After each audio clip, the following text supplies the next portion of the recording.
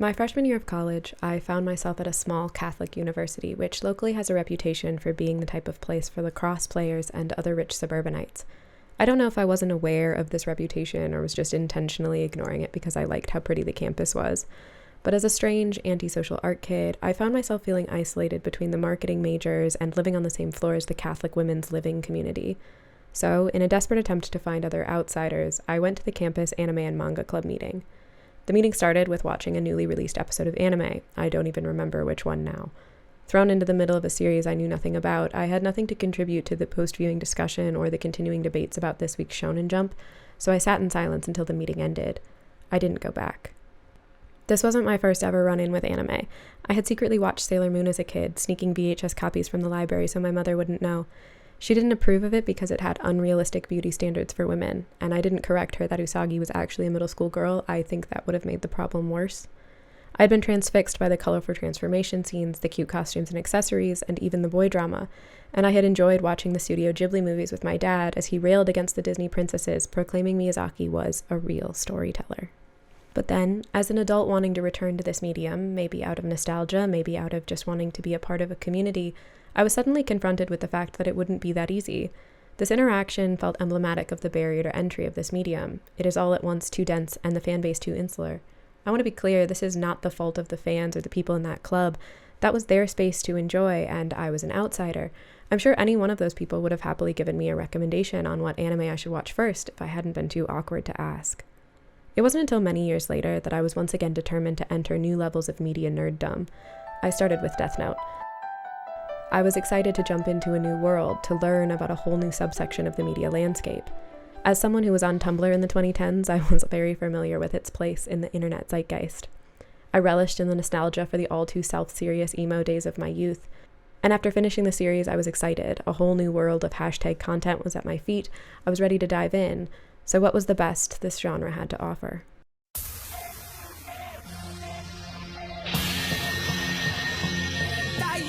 I don't think I'm qualified to enter the discourse about what is the best anime of all time, but I'm sure there are people out there that could make the case for HunterXHunter. It is a traditional shonen anime, shonen generally meaning about and for young boys and men, and probably the most popular form of anime. In the very brief, HunterXHunter follows a young Gon as he grows in his magical ability in search for his father. It hits a lot of the main shonen tropes, things like training, tournaments, power creep, or the powers needing to advance to take on new enemies, meaning ultimately by the end of the series you are talking about universe-ending power. So, on a recommendation, I watched every episode, about 150, of HunterXHunter in about a month during the height of lockdown. I was struck by how difficult it was for me to get into this show. It felt like watching a game of Kelvin Ball, where with every episode the powers got bigger and more complex. It felt like it wasn't even fun to guess at the plot twist since it would just rewrite the rules on me anyway.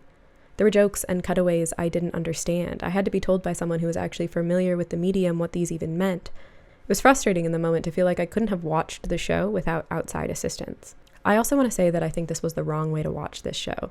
It was not created in the binge watch culture of today. I thought Gon's transformation was an important moment, but I cannot imagine the emotional weight that moment would have had if I had lived with that character for years of my life rather than weeks. I liked HunterXHunter, but I couldn't help but feel like I didn't get it. As someone who has acquired a taste for all manner of the strange and avant-garde in filmmaking, I am a strong believer that it is worthwhile to learn these other filmic languages. I've had many people come to me saying they don't understand or don't enjoy the films of the French New Wave or surrealist experimental museum projections, that film students just like these things to be pretentious, that they really aren't that good. No one has to like any particular style of filmmaking, but I think there is an expectation that comes with film and television that, because it is a more passive medium, if you don't immediately understand it, then it means it has failed somehow. But each of these genres with their unique conventions allows you to tell a story differently. The story fundamentally changes when you conform to these different filmic languages, and I also think this is why live-action anime adaptations are generally so bad. But I want to be able to experience all the different stories the world has to offer, and that means I need to study a whole new language.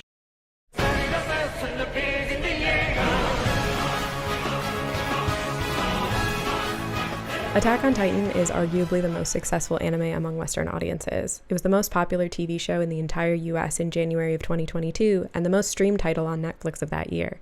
The basic premise of the show is a civilization living inside a walled society to protect them from man-eating titans. Eren Yeager is our main protagonist, and we follow him on his revenge journey, joining the military after he watches his mom get eaten by a titan as a young boy. As one of the most successful anime shows in the West, there have been a lot of think pieces about why this anime is the one that has resonated with the Western audience. Things like powerful female characters, a lack of sexist fan service, an approachable art style, high action, moral ambiguity in its characters, etc. And I agree that some of these reasons probably contributed to my ability to connect with AOT more than HunterXHunter. But of course, it's highly subjective. Things that would have turned other fans away from Deathnote and Sailor Moon didn't raise the same issues for me. The thing I was struggling with was not the aesthetics of the genre, but the storytelling conventions. I see two big contributors on the level of cinematic language that could have contributed to AOT breaking through my struggle with story. The first is the use of foreshadowing, and the second is the show's use of movement and physicality in the animation. The first is relatively straightforward. In general, Western cinema follows Hitchcock's lead on creating tension. A bomb goes off, blows the people to smithereens. What do the audience have? 10 seconds of shock. Now take the same scene and tell the audience there is a bomb under that table and will go off in 5 minutes. Well, the whole emotion of the audience is totally different because you've given them that information. There are whole video essays dedicated to the instances of foreshadowing and the unfolding world in AOT. Basically, the whole first season is spent cutting back to the key Aaron's father gave him and what it would reveal. We know there is a bomb in that basement. We know something is coming. This offered my brain a way in, a bridge between my Western sensibilities around visual storytelling and the tropes of shonen anime. The foreshadowing and payoffs in AOT made me more receptive to the constant expansion of the universe and its power system. Attack on Titan had its magic system and world expand in the same way HunterXHunter did. By the end of the final season, you are still talking about world-ending power, but suddenly the trope clicked into focus for me. You're being introduced to the world through the eyes of a kid, rather than simply seeing the kid as a protagonist in a world you are viewing as an adult bystander.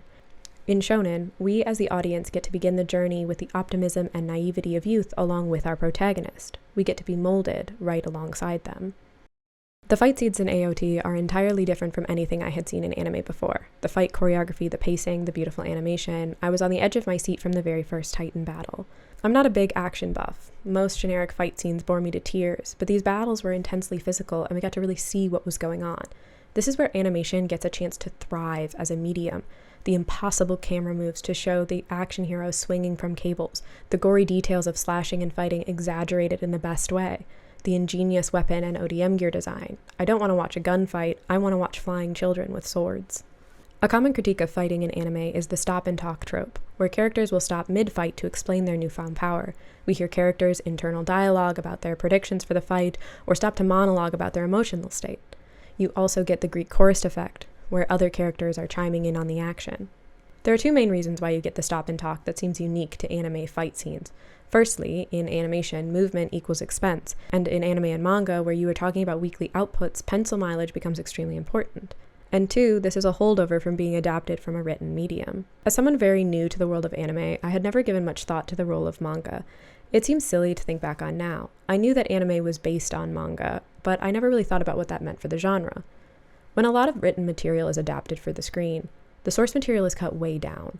You lose a lot of the internal dialogue of a POV character or the contemplation from a narrator in favor of seeing more active and physical aspects of a story, since that is what will communicate the most on camera. But with anime and manga, you're taking almost all of the content from the source material. Time functions differently in a book or manga than it does on film. You can have many pages of talking during a fight in a manga, and it doesn't feel as strange as when it's translated to film. The stop and talk trope in anime fights feels much more stilted because it's not leveraging the spatial or temporal capabilities of film. Many anime fight scenes seem to take place in the void, or stripped away from their location with action lines. This again makes sense when you think about the complexities of drawing and rendering these spaces, but AOT's fight choreography fully takes advantage of the spatial capabilities of the medium. Look at how much attention is paid to the surrounding area of this fight. We feel Levi flying through the space, the raw, human, bodily connection to the action. These aren't power-ups that happen from across a field or magical spells being flung in an alleyway. We see the forms entangle, the physicality of slicing through flesh.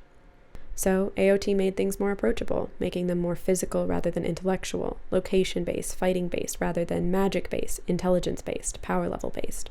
AOT thrives in a movement-based medium because of its physicality. But it would be incorrect to say that AOT was the only anime that could have taught me these lessons about the genre.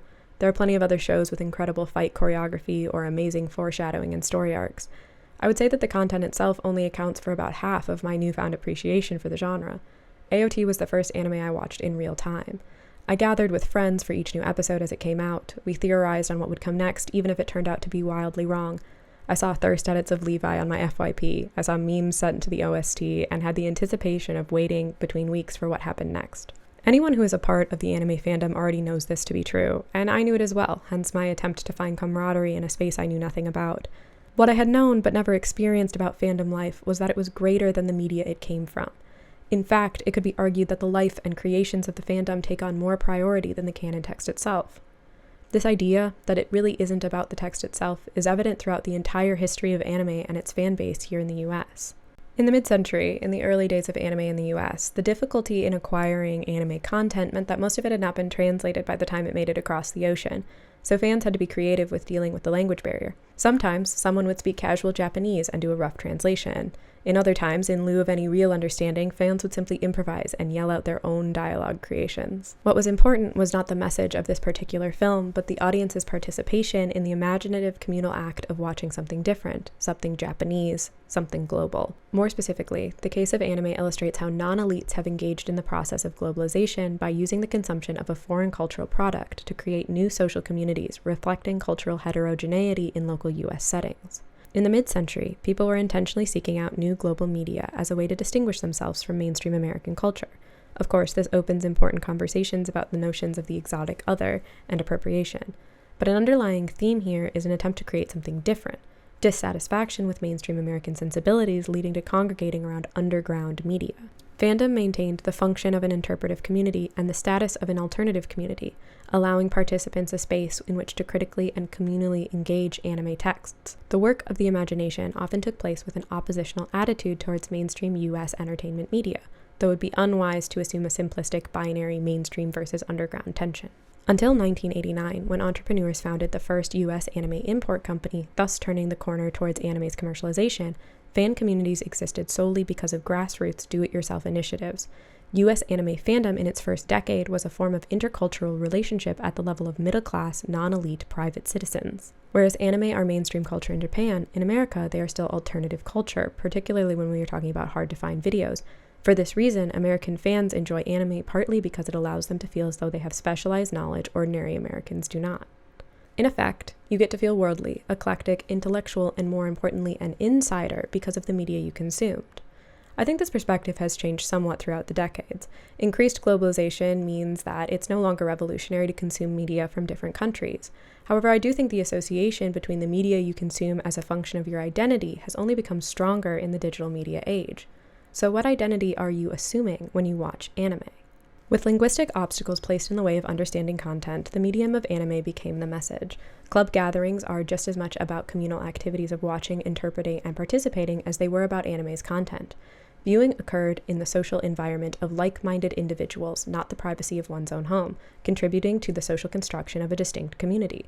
As one fan insightfully commented, it was comfortable to view these shows with the same characters in the audience constantly. There's a social aspect that can and had caused the club members to accept one another without too much judgment. We were all sort of being weird together. It wasn't that I had never experienced the community aspect of anime before. I had watched HunterXHunter with people. I had begun to enjoy the sociality of screaming "oh my god" over the outro music after a huge fight and dancing to each season's intro song every 20 minutes. Intro skipping is sacrilege, and you can't convince me otherwise. And if I'm being perfectly honest, it was almost better than the show. But watching legacy content, I couldn't participate in the online culture around the show until after I had finished if I wanted to avoid spoilers. With AOT, the internet seemed so central to my connection with the wider anime community. It was hard for me to imagine what anime culture was before the days of niche internet message boards. When I was researching this video, I came across some of these old fanzines from the pre-internet days. I think there is this tendency to think that people from other eras are fundamentally different from us. But it wasn't the internet that made us want to write our own stories about our favorite characters. When the people of the 80s looked at this beautiful art style, they too wanted to sit down and draw their own fan art of it and share it with like-minded individuals. They also found community outside of their geographic boundaries with a map proclaiming "you are not alone" and pointing out members in groups all across the country. The internet only expanded what was always true about anime. There are plenty of problems with AOT, questionable politics, to put it lightly, a trash ending, but these are all things I get to engage with now. I get to have these conversations with other passionate fans. When researching this video, I watched all of FD Signifier's videos about AOT, and I highly recommend them if you want to learn more about the problems with AOT as a series. He shares his love of the series, but is not shy about sharing all of his disappointments. In this space, loving something does not mean defending it blindly, but instead engaging with it passionately, earnestly. The media is imperfect, but that just adds to the community's ability for discourse. Because it never really was all about the content, was it? It was about the option for something different, something outside of the mainstream American culture. I don't think this is a perfect solution to that problem. The anime community is just as subject to problematic ideologies and influence as any other, and perhaps more susceptible to some than other communities. But in a world desperate for paths to connection, I found one here. In one of these videos, one of the guests said, "Asking what draws people to anime is like asking what draws people to cinema." The door that AOT cracked open for me was that there was something in this medium for me, and suddenly there was a whole new world I got to explore. I got to see the epic fights in Chainsaw Man and be enamored with the Spy Family and weep oh so many tears with the JJK fandom, and I've only started down this journey.